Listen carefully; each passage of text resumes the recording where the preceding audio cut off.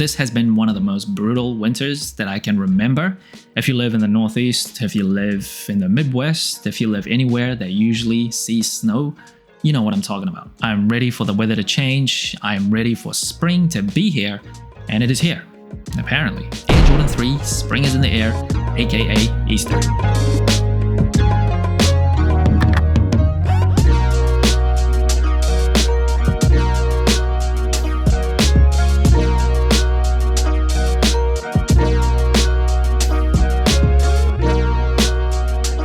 The shoe is dropping on March 28th for $215. By that time, spring, the weather better be in full gear because I can't stand this winter anymore, and it is right in time for Easter.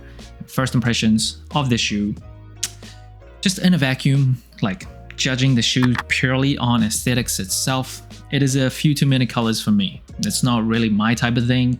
I know this shoe, this colorway probably isn't meant or designed for people like me. There's probably an audience for it, but I review sneakers. If you comment below and say, oh, just don't buy it then if you don't like it, that's kind of not the point of like doing YouTube videos or YouTube reviews. You only just review things that you love.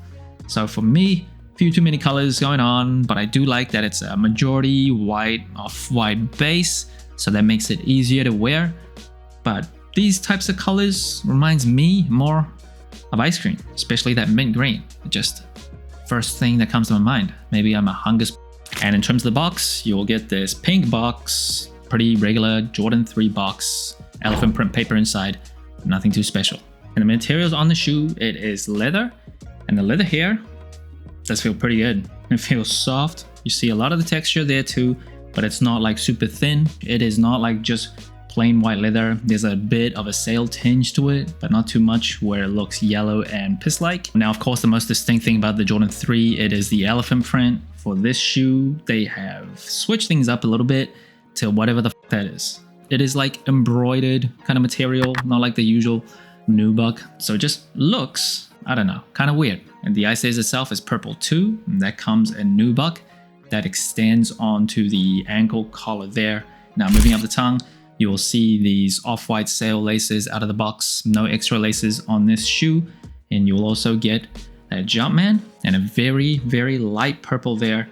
Then wrapping around to the booty of the shoe, you will see that Jordan brand wanted this Jordan 3 to be a special release because they did stick Nike Air branding on this booty. General rule, OG colorways now gets Nike Air branding, special collaborations gets Nike Air branding, special releases will get Nike Air branding.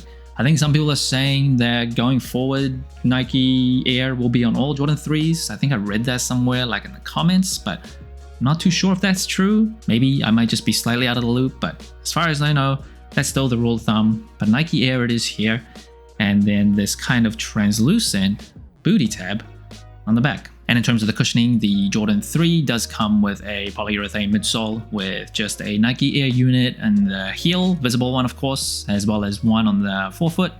And the midsole here, a few different colors going on. Yellow, very yellow. I don't want to complain too much. And then you'll get kind of a light bluish tinge, bluish shade. I do like that color quite a bit. And then on the outsole itself, it is pink, kind of like the Nike Air on the booty. The Nike branding on the cutout is in that same blue. And again, rule of thumb, like the booty tab, OG colorways, special releases, special collaborations gets Nike. Everything else will usually just get Jordan branding. Maybe in 2026, everyone gets this.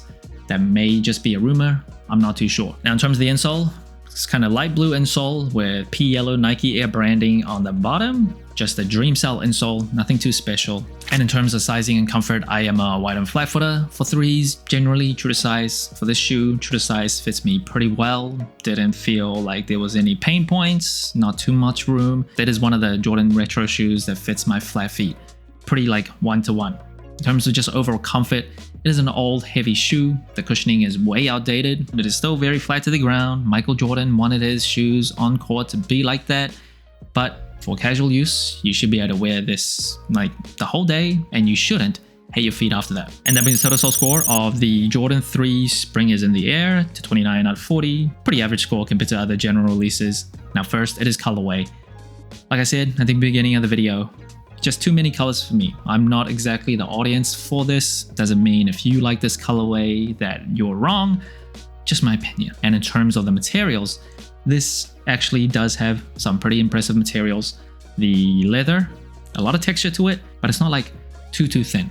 It does feel pretty soft to the touch, and I like that. Not too sure how I feel about the mudguard area, where you'll usually see elephant print that's like kind of embroidered on top. But yeah, in terms of just the leather, not too bad. And in terms of the comfort, if you are buying a Jordan 3 expecting like you're walking on heaven, you are just a fool. It is a shoe from 1988, very old. Technology is outdated, heavy shoe, kind of clunky, kind of brickish.